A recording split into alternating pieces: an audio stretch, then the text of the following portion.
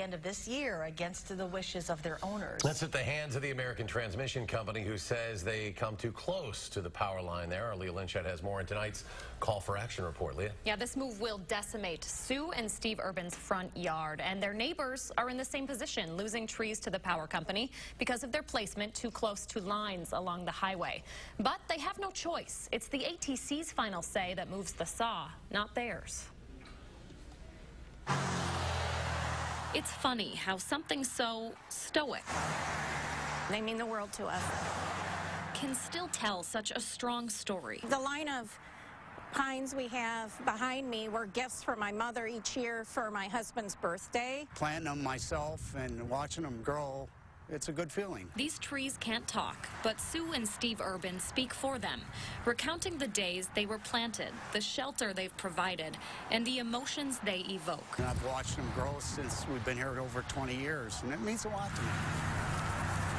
Their silent strength, though, won't last. It was very shocking to think that an agency or a utility company can just come in and take property away from you. Come November, the American Transmission Company will cut down 11 trees on the Urbans' property near its power lines.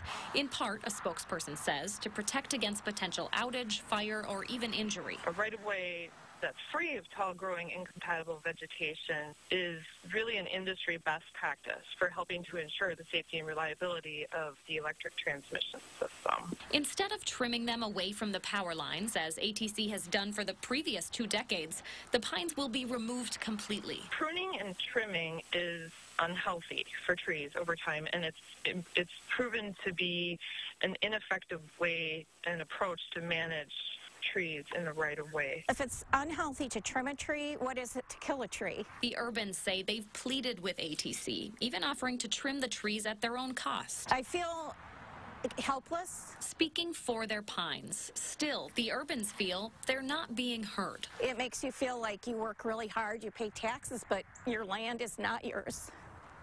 It's hard.